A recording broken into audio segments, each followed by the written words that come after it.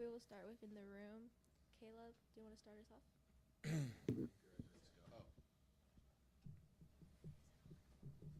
Yeah, I think we're good. Okay, if you could describe this season in one word, what word would you choose? Is that Recording in progress. for both of us? Whew. That's a tough one. I have not tried to sum it up in one word yet. Do you have one? I'd use a couple words. Good. Progression. That's good. Okay. Yeah, well, I'd say every season's the same way. It's adversity and overcoming it, and then the big picture perspective, I'd say progression. But I think adversity's the name of the game, and I think finding ways to overcome it are critical. Go ahead. Okay. I was just going in your pregame in Minnesota, they posted a video of you talking about that the only thing to fear was not leaving it all out there. Do you feel like you got everything your guys had to give you? Yeah, I did, especially, and I think going down a goal and then finding our way back into it after having the goal nullified, I think speaks volumes of the mentality of the group, and they're leaving it all on the field. Before the game, I tap back into old Theodore Roosevelt, the man in the arena, and it's really easy for people on the outside to opine.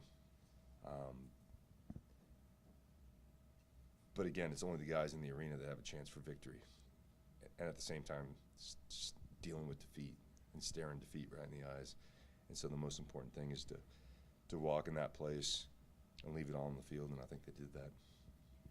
And most of what we learn comes in reflection, and I would be interested in both of you, what you've learned from this season as you've reflected from the loss until now. I think there's not just one thing. I think every day you pick up, little lessons, and I think it was the resiliency and the adaptability of the group that we had. I think was something I learned about the group, and asking them to come into this season. There was obviously some new faces, but there was a lot of old faces that had been with us for a number of years and play a different style, a different game model, and how quickly they took to that was impressive, and I think a credit to the players. And so, learning their ability to adapt was a valuable part of it. Yeah, I would say I think that's a good word, adaptability. And, I think just from a coaching perspective, there's, I think, 5 new coaches on the staff, which is like 90% of the staff, or probably a little bit less. And so we all had to adapt. And I think that we were a microcosm of that ability to have things that weren't the way you wanted them. In other words, stepping outside your comfort zone, figuring out a way to work together as a coaching staff, and the players adapting to the way that we wanted to play. And so I think there was a lot of behind-the-scenes growth that translated onto the field. And I think from a reflection perspective, we improved our game model in almost every statistical area, and I think it's been just so wonderful to watch and see the progress and know that there's a fantastic foundation to continue building on. And then obviously all the struggles that you learn as a competitor, as a teammate, as a coach, those things will fortify you moving forward as well. And so but there was definitely a lot of ups and downs. It wasn't easy, but there's where I find solace is there weren't excuses. There was just a constant search for solutions, and I think that speaks volumes to the guys in the locker room. Can I ask one more? Do you have any regrets of the season that stand out to you? Things you would do differently, or adjustments you might make next year? I don't live like that. I think regret is a strong word for me. I never regret anything. I think if I didn't know something, then I learned from it. And there's a lot to learn from. And there's so many different areas to learn from. So no, I don't think there's any regret.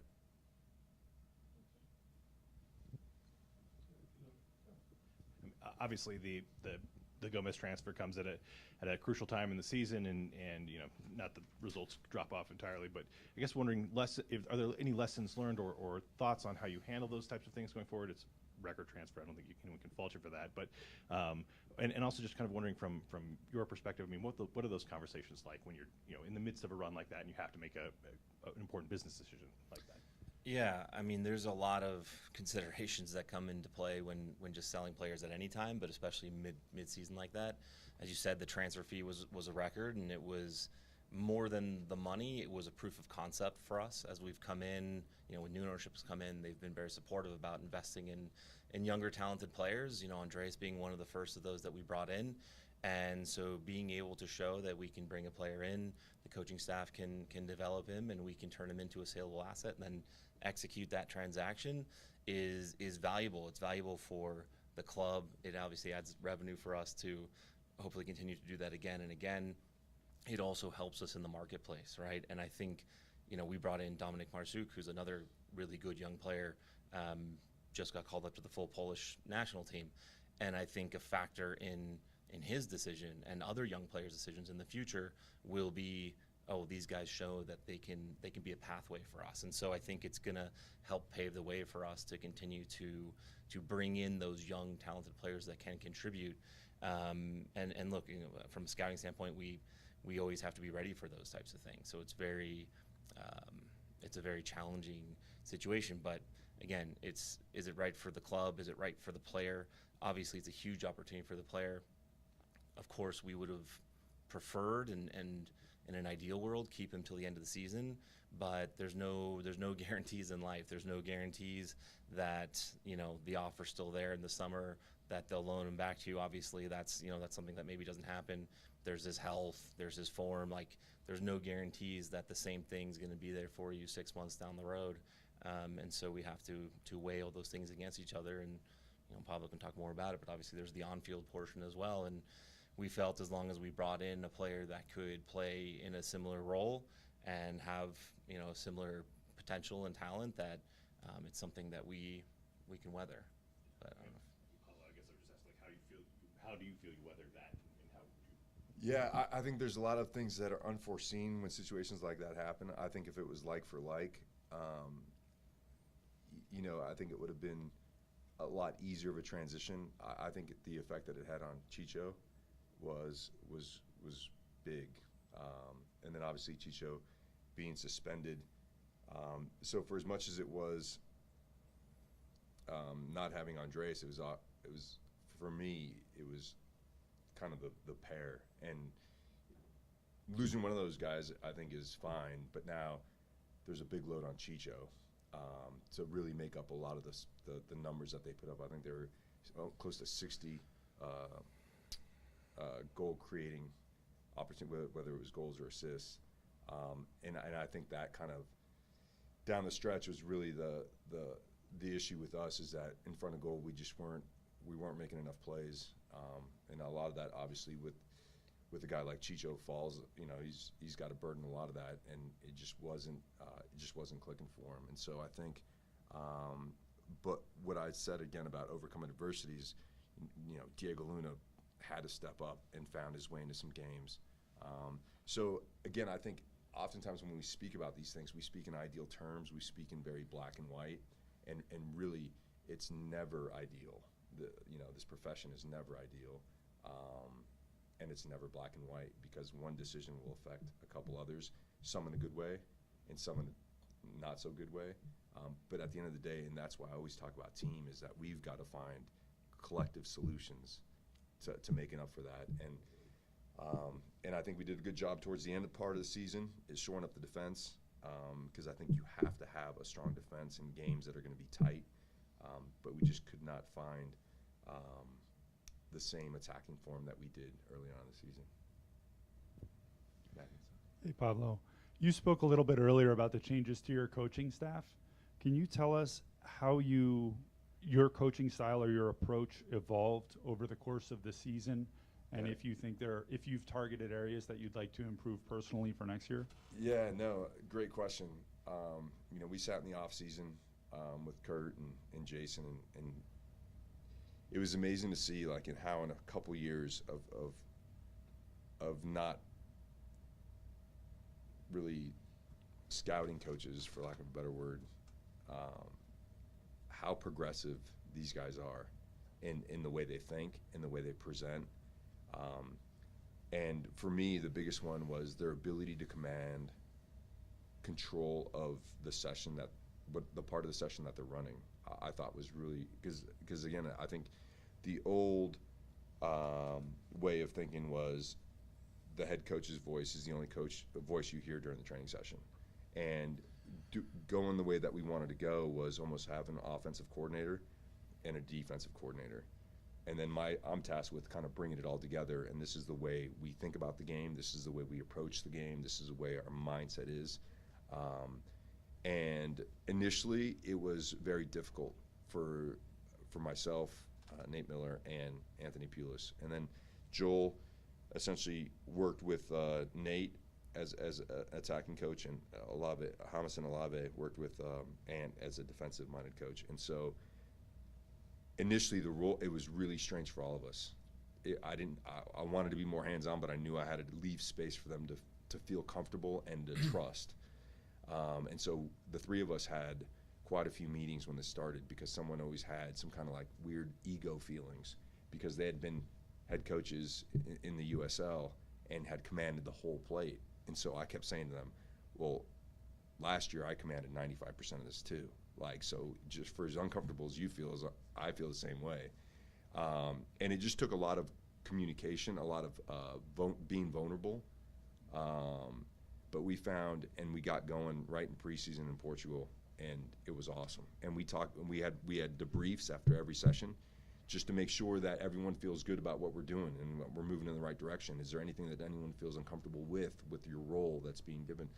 And we just talked through it, and I couldn't be. And I think the proof is in the pudding. I think we got off to a great start of the campaign, and so a lot of credit to the coaches for understanding that we all have to give to the team, and even if that means ceding a little bit of the responsibilities that you've had in the past, but this is what we're all doing for the betterment of the team.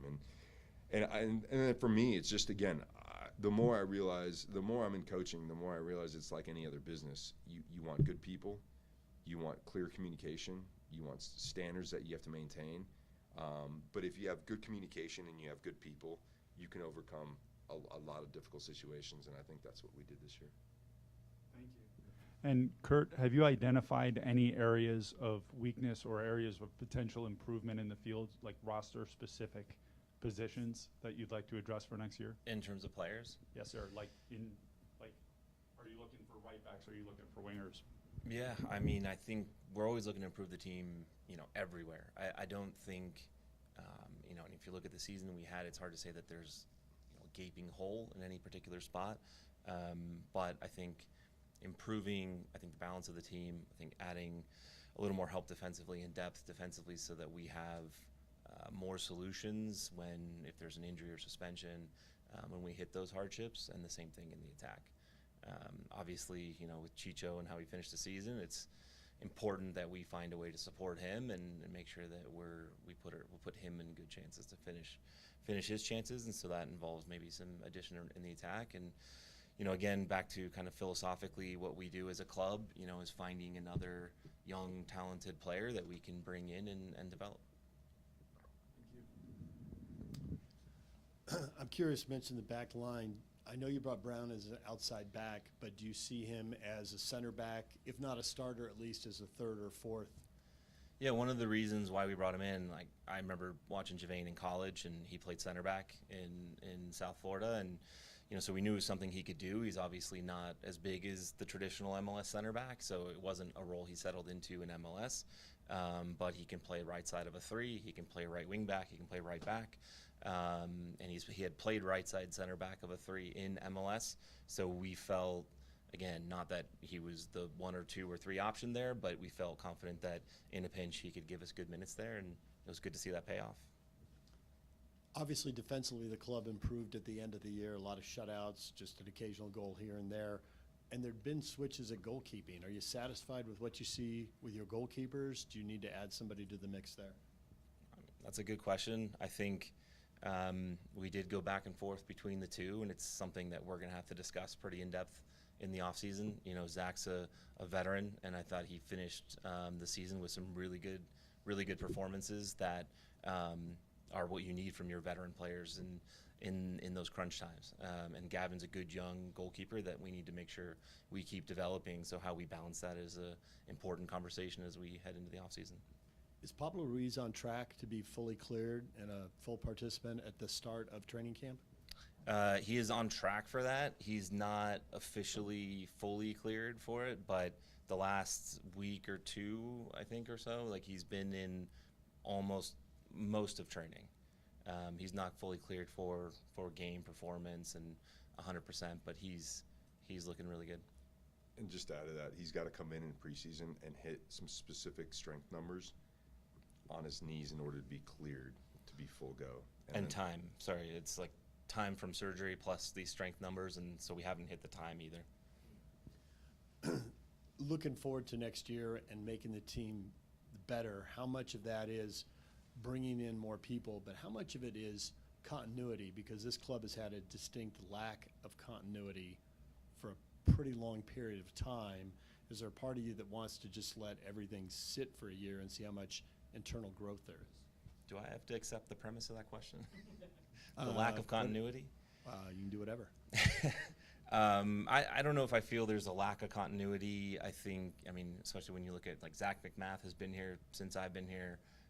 Justin Glad, Andrew Brody, Brian Ojeda came in, I think, in my first year. So, I mean, I don't know. I think we've had a handful of guys, a few guys that have been around for a good number of years.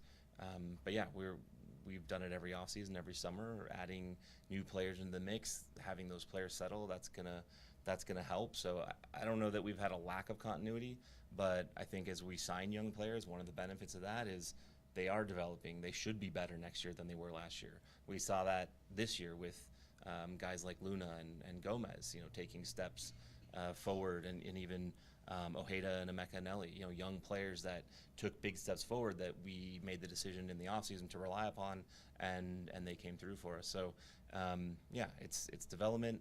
It's adding a few key pieces here and there, but yeah, I think continuity's been okay.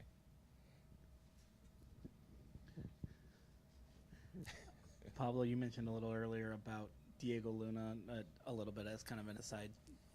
The kid had a career best year. I think it's pretty clear he took a significant step forward in his overall career progression this season. What's kind of the next step for him in terms of career arc, in terms of kind of where he is with this team, and in terms of kind of what you view out of him? What's sort of the next step for Diego?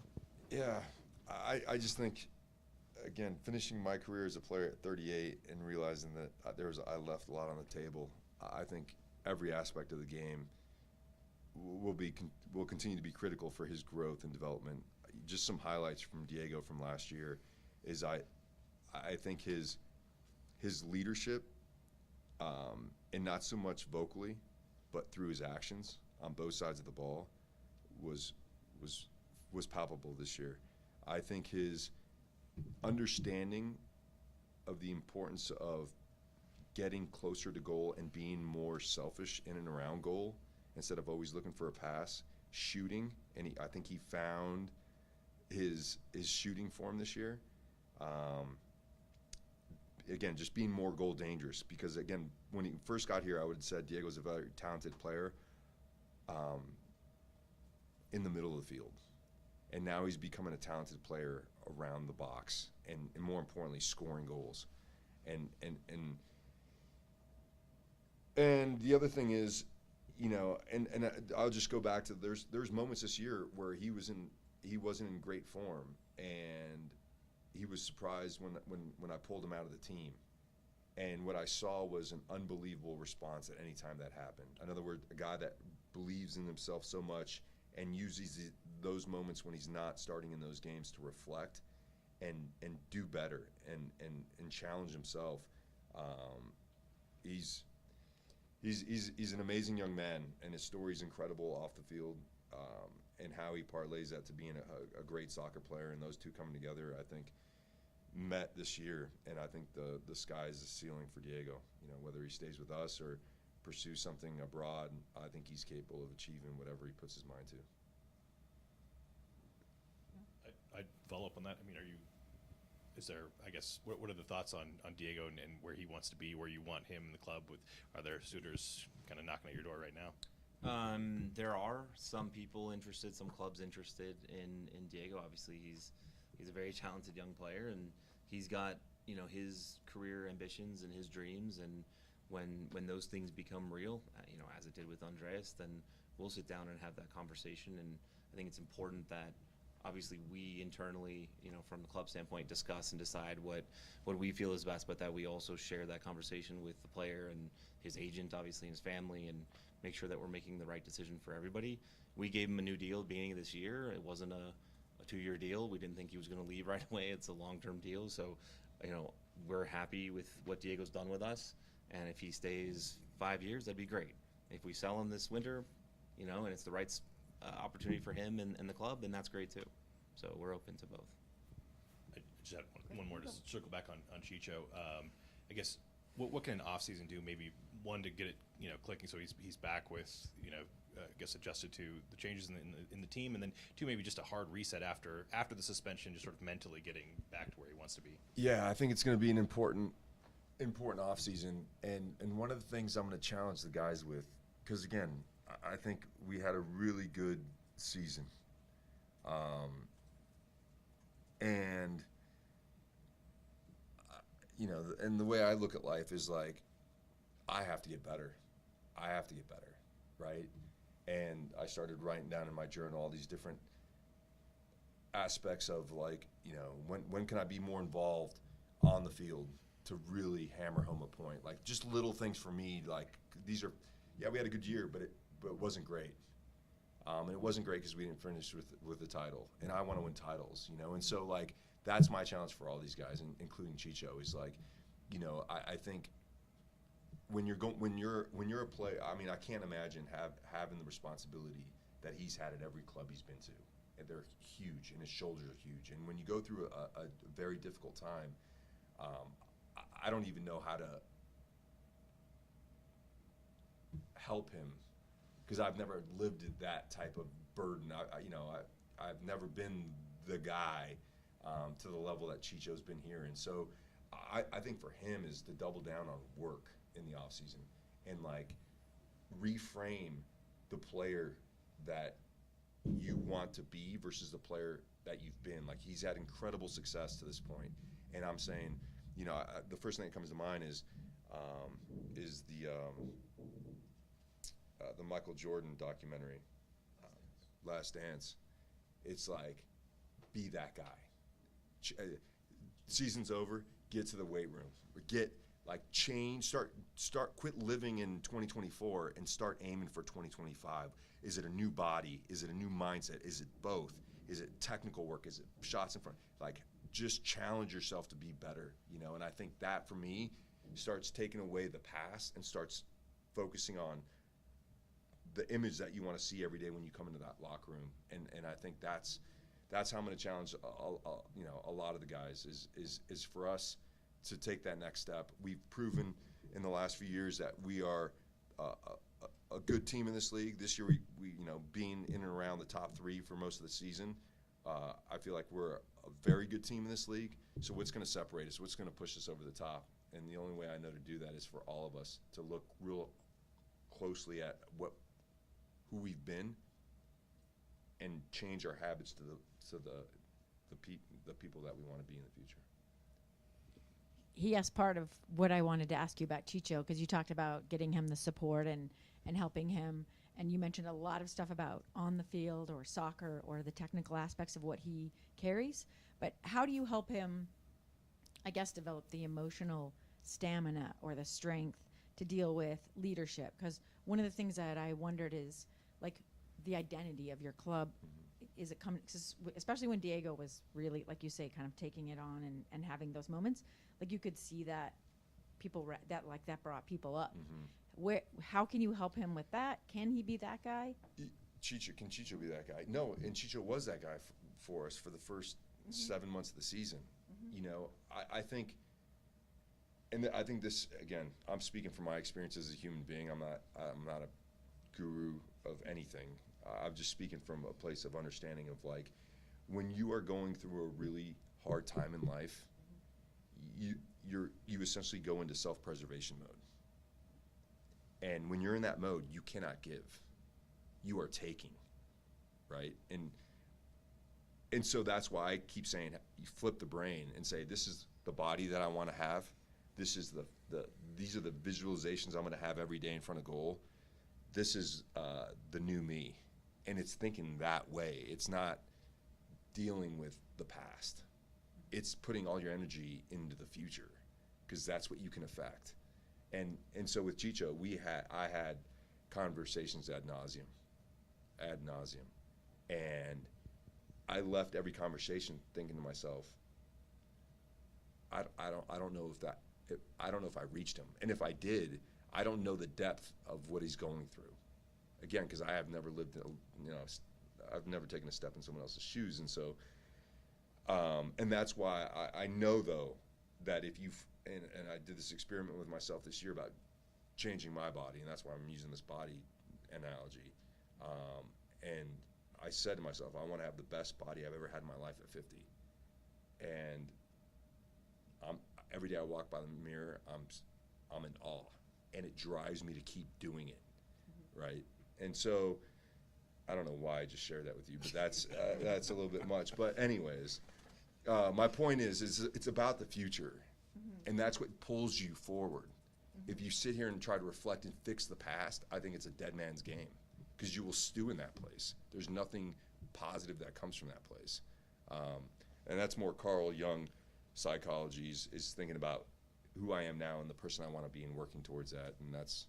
So you talked about the goals, but so how do you define success then? It's interesting to me, because, I'm doing the podcast on 2021, and you're in the absolute reverse position. I went to the Seattle post-game after they lost to you in an upset, and now you're on the other end of it. And one of the things that they struggled with that I wonder, because you say we had a great season, but everyone looks super sad and is disappointed, right? So how do you define success, and how do you take the things that were good, that were like the progress you did make, and not let it sort of get sucked into, but we weren't good enough? Or can you? No, I don't think you ever get there. Like, success for me is, like, again, when we won an MLS Cup, a week after we won it, and I was a player, there was no more phone calls. There's no more people congratulating me. It was dead. It's done. That life is over. You got to move forward. And so, while we look at all the game model and hit all the statistics that are relevant to that game model, and look at those and go, man, we've made some unbelievable progress in all these areas. Then it's the mindset, the mentality. How can we keep making these little steps and to win a title? And then we might not win one for 3 years, but we're still making progress. And so, I think the players and everyone feel really good about the progress that we've made. But at the end of the day, in sports, it's like you want that picture on the podium with a trophy, because that, at the end of the day, is what we've all identified as success, right? And so it's not throwing all this away or not acknowledging this work. We have to do that and more to get to that podium. And so I think that's where the feeling of disappointment comes from. And unfortunately, there's only one team that's going to get that feeling, and the rest of us are chasing it. And that team's going to feel that feeling for 1 week. And then it's back to work, because preseason starts in 3 weeks. So it's a never-ending chase to be the best version of yourself. And if you can do that as a collective, then you have a great chance of standing on the podium. Carlos? Sí, hola. Pregunto para Coach y también para el técnico para Pablo Mastroeni. Para coach, lo primero es darle la enhorabuena porque no había tenido oportunidad por el buen trabajo en la construcción de la plantilla. Para mí la mejor plantilla de toda la historia del club. Y en ese sentido mi pregunta es si él considera dentro del club y él como representante un poco de la parte deportiva y de la parte también institucional, si ha sido un éxito o un fracaso la temporada, si se considera que ha sido un éxito o un fracaso. Y la segunda pregunta para él es, me están llegando rumores de salidas de varios jugadores de la plantilla y eso. Entonces mi pregunta es si le preocupa que pueda haber muchos cambios en la plantilla en esta pretemporada. So his question was about the roster for this year. What decisions led you to make those decisions for this year? And there's rumors that some players will leave. What would you say about that? Decisions we made prior to the season, or the decisions we're This making season. now? Both. So what led us to the decisions we made prior to this season? Mhm. You know, we looked at what we had. We tried to identify who were our key players, and then built around that, right? And so guys like, you know, Andres, like Chicho, like Luna, you know, at the time obviously we had Pablo Ruiz penciled in there as someone coming back, Justin Glad, and how do we build around their strengths and suit their strengths, right? So bringing in, with Diego coming in, bringing in a left back who could run the whole line like Alex Catranes was an important aspect. You know, as the season wore on, obviously finding more depth at center back became critical as well. Emeka Anelli's emergence, you know, helped with the eventual absence of Pablo Ruiz. But really, you know, and we do this every offseason, is we try to identify who are the guys that we think are central to what we're trying to do, that fit our game model, that fit our club and our club culture, and then we build around those guys and try to give them the pieces to succeed. As far as decisions and what's happening now and who might leave, that's something that obviously we're still discussing, or we've had discussions. We haven't had the opportunity to speak with the players yet at this stage, so it's not something we can get into at this point. But of course, you know, this is the business that we're in. Is there's turnover every offseason. We have to say goodbye to some good people and some good players at times. But it's the way things go, and like Pablo said, we need to focus on the future and move forward.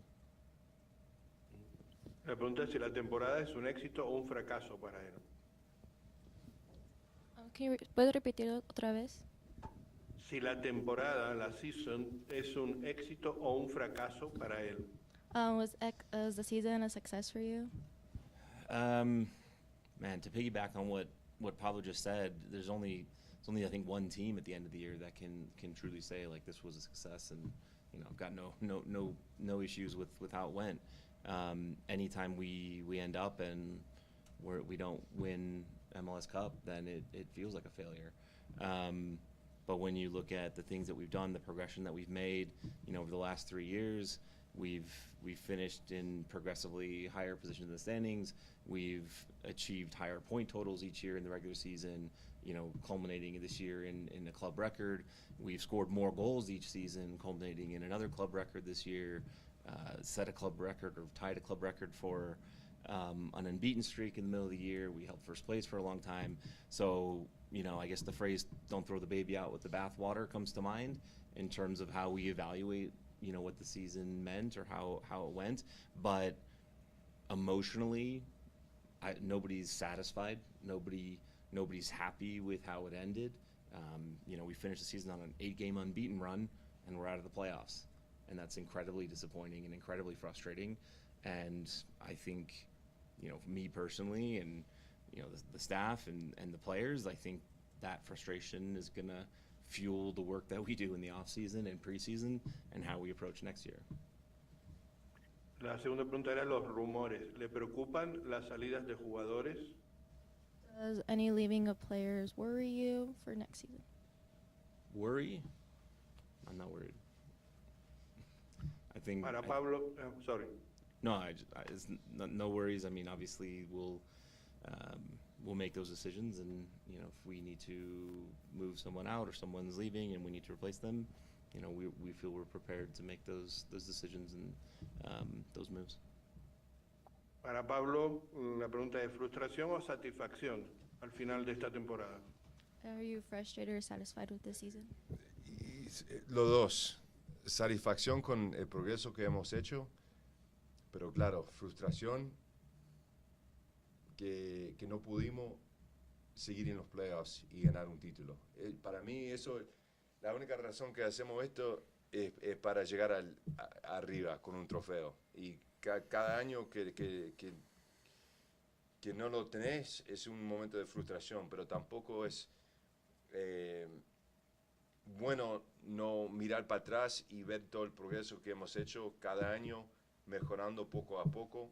Y yo creo que si seguimos mejorando, nos da más chance para ganar ese trofeo. Así hay que seguir trabajando duro y cambiando una cosita este año, el año pasado, para seguir con el puesto para ganar ese título y mantener ese nivel año por año. Y la última pregunta voy a para traducirlo. ti. Sorry. So what Pablo said is that he's both satisfied and frustrated. He's satisfied with the progression of the team, but frustrated that they didn't go far in the playoffs. Every year, that's what the team hopes for, to go win the cup. But you can't just look in the past, stay in the past. You got to look forward, and they want to keep on improving for next year. La última pregunta para ti, Pablo. ¿Qué le vas a pedir a Santa para el próximo año, para la próxima temporada? For next year. Carlos.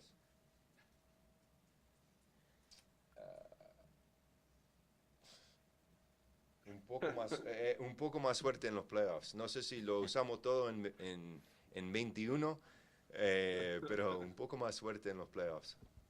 A little more luck in playoffs. Thank you.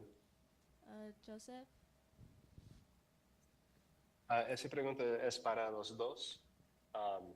Con la CONCACAF Champions en el siguiente año, ¿qué es lo que van a hacer en esta pretemporada de parte de conseguir y fichar y refichar jugadores y también en preparar el equipo como técnico? How are you planning to prepare for the CONCACAF tournament coming up, players-wise and technical-wise? So it should only start us a few days earlier than the MLS kickoff. But when you look at, from a player standpoint, it puts a little bit more pressure on us to try to do some things earlier in the off season if we can get it over the line. Obviously with visas and these types of things, when we're signing foreign players, we need to give it some time before they can get on the ground and they're ready to play.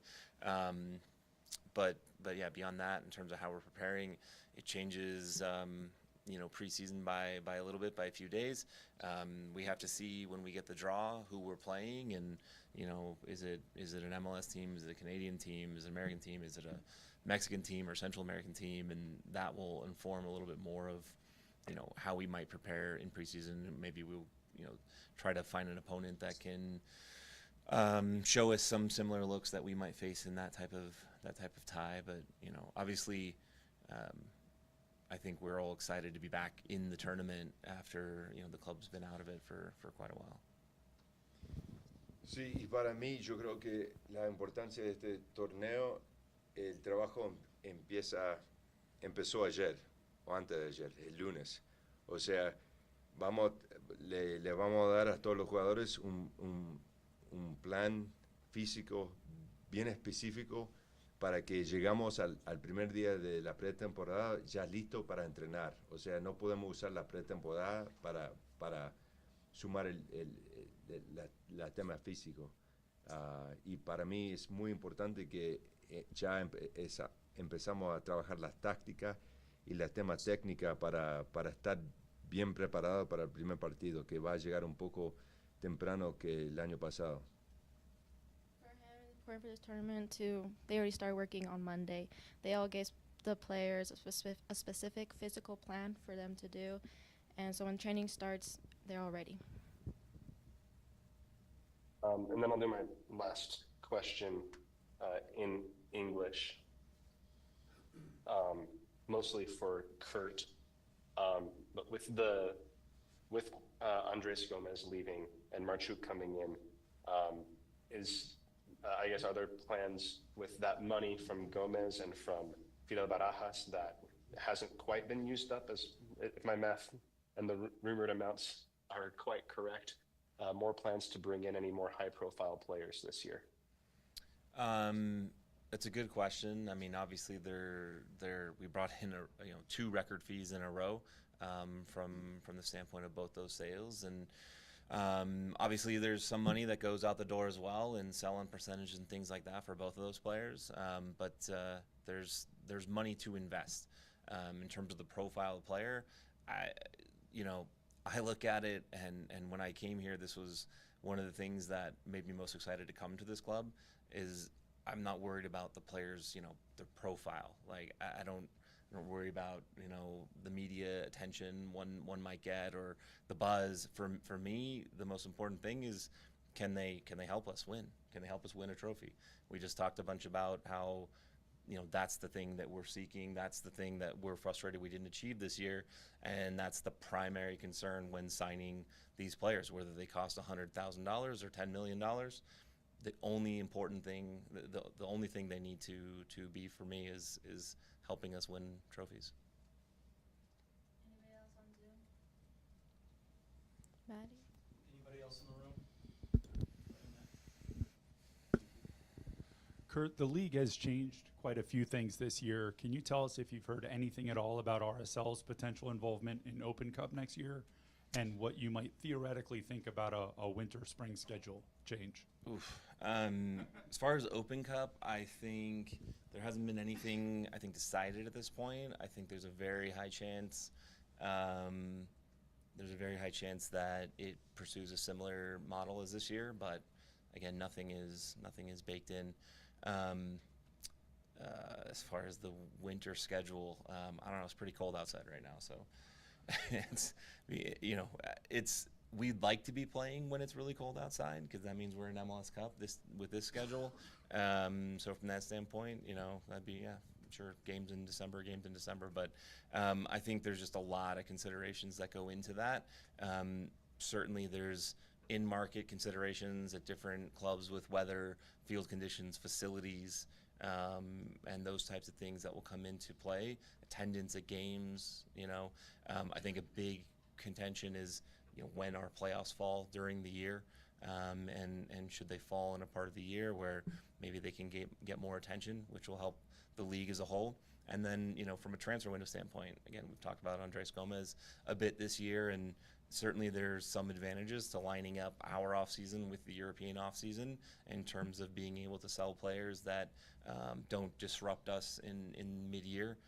So that those would be some benefits, but it's none of these types of decisions are all good or all bad.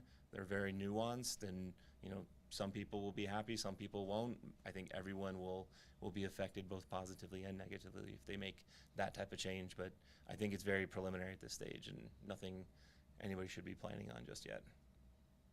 Thank you. Thank you. Is that it? Yep. Pablo, Kurt, thank you. Appreciate your honesty. You're welcome. What's that? Ingenuity. No, and thank you guys for asking good questions. I think oftentimes these things are a bore, but since I've been here with you guys, oftentimes I leave games and reflecting on some of the questions you guys asked. So grateful for that.